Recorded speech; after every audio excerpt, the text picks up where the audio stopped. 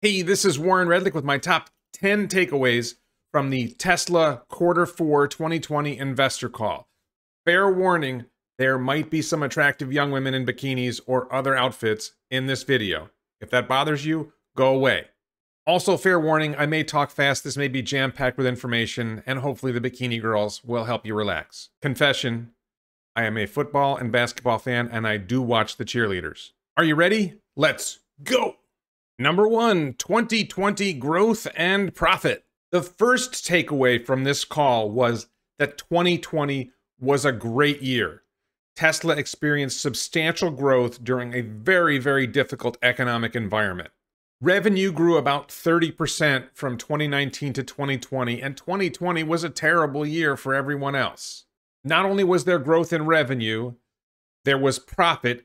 A full year, 4 straight quarters of profit following on 2 previous quarters of profit. So 6 straight quarters of profit. This is great news. As everyone knows, they managed to produce and deliver in the ballpark of 500,000 cars, as Elon had projected, I think in 2014. So they followed through. Tesla experienced massive growth in solar. The fourth quarter was 3x the second quarter. They're really growing solar. They're really growing storage. It's growing fast. It's growing great. Storage, especially Megapack, was a record quarter, double any previous quarter. Absolutely spectacular growth. The installation of superchargers and service centers is going up, more than 40% increase in superchargers available for people to use. That is great news. Things are going great. And that supercharger service component makes it easier to sell cars in more places. If you're closer to supercharging, if you're closer to a service center, you're more comfortable buying a Tesla. Number 2, factories and manufacturing. In the slide deck, Tesla announced that they had now over 1 million vehicles of production capacity.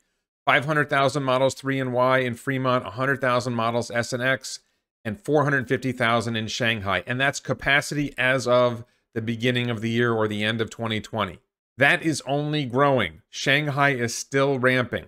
Giga Berlin and Giga Texas are on course to produce and deliver vehicles in 2021. There's a lot of other great news with manufacturing, including Giga Presses. They're using Giga Press to make Model Y, which makes the manufacturing much more efficient.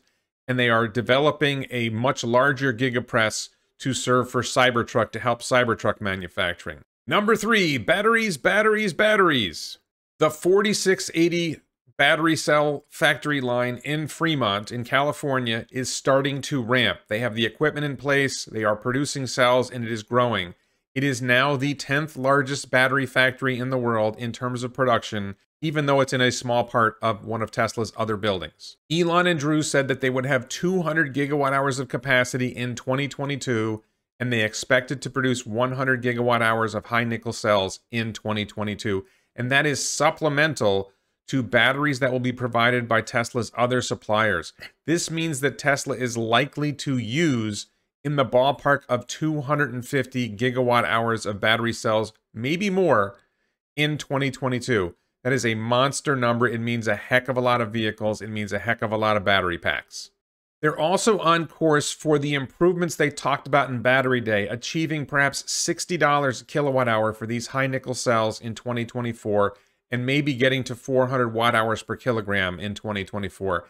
These numbers for batteries make a huge deal because if you can get the watt hours per kilogram up, it means you can get the weight of the vehicles down. If you can get the weight of the vehicles down, you don't need as many kilowatt hours in your battery pack.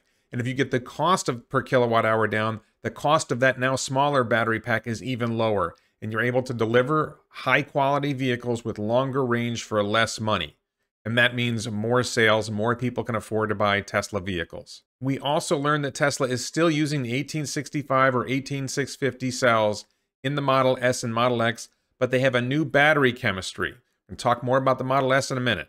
Number 4, big news about Model S and Model X.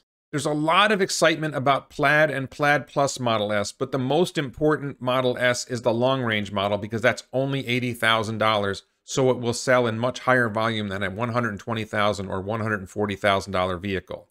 And the long-range Model S is fantastic. Somehow they managed to lower the weight of the long-range Model S by 320 pounds. At the same time, Model S long range's range increased by 10 miles and went up to 412 miles of range. Why Elon wasn't able to get it to 420 miles of range, we'll never know.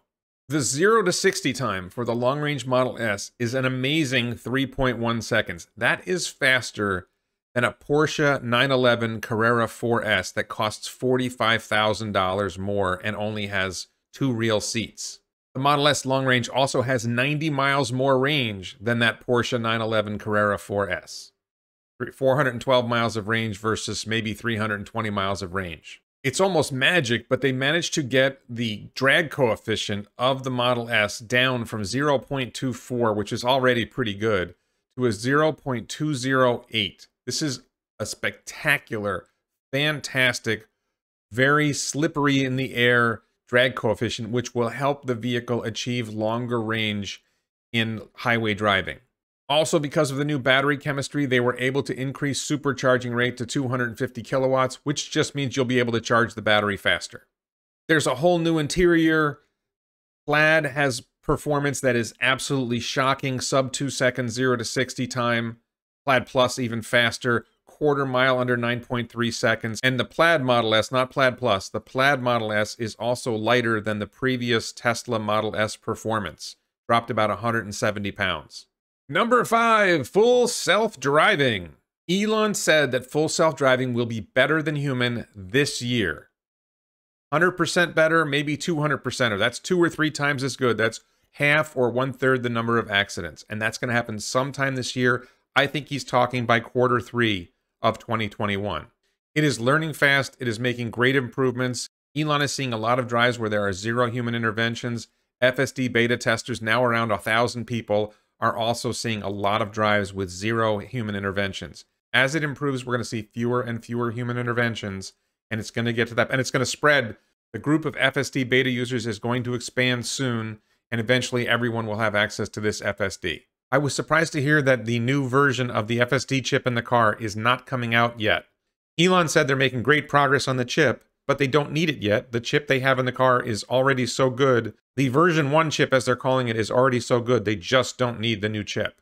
Another interesting detail that came out of it, there's a low take rate of FSD purchasing among Chinese buyers of Teslas.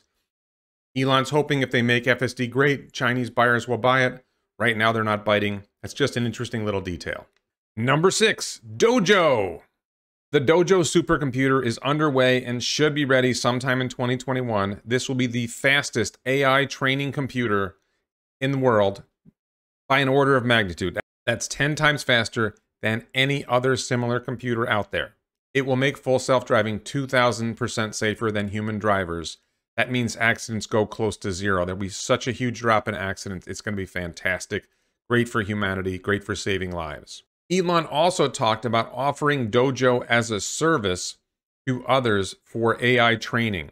He said this could be a whole new business. It sounds like it could be comparable to Amazon Web Services, and this could be worth tens of billions or even hundreds of billions of dollars. Number 7, future growth. Tesla CFO Zach Kirkhorn said that global demand is greater than vehicle production capacity. They just can't make enough cars to meet demand. You're going to hear Tesla Q say Tesla has the demand problem.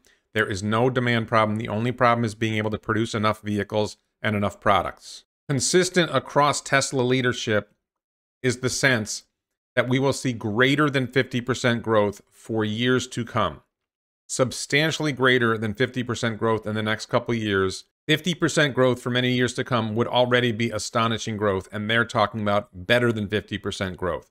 So maybe they're thinking in a ballpark of 60% growth.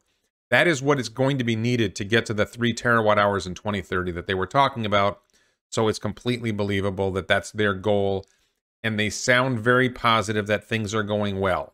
Number 8, Cybertruck, Roadster, and Semi. Cybertruck, Roadster, and Semi are 3 of the most anticipated models that Tesla has ever planned to produce. And they're coming soon.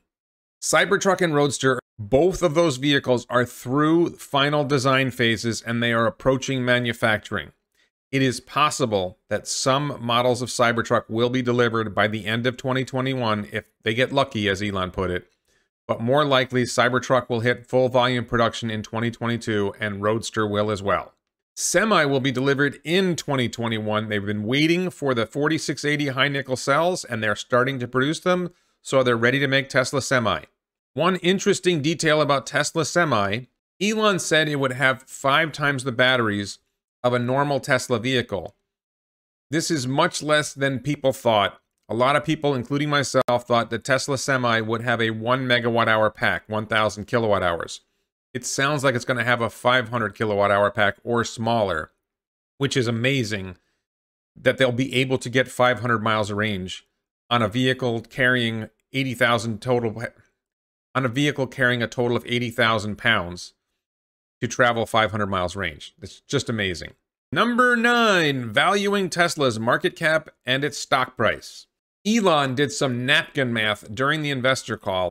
He came up with a ballpark of $50 billion in profit soon and a 20 price earnings ratio, valuing Tesla at $1 trillion and justifying a $1,000 share price. I think this is shockingly undervaluing Tesla, and just using a PE ratio of 20 is downright stupid.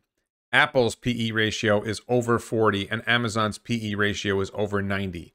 When you have a fast-growing company, the PE ratio is much higher than 20. And that means that Tesla is really worth at least $2 trillion and maybe $3 trillion or more right now. And number 10, I don't really have a number 10, so you're just going to have to suffer with some more hot girls in bikinis.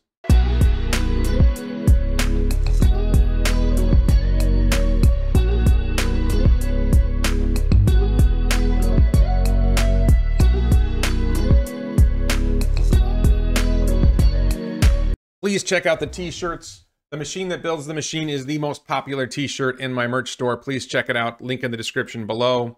Please check out my videos. Please support this channel on Patreon. Subscribe to the channel. And thank you so much for watching.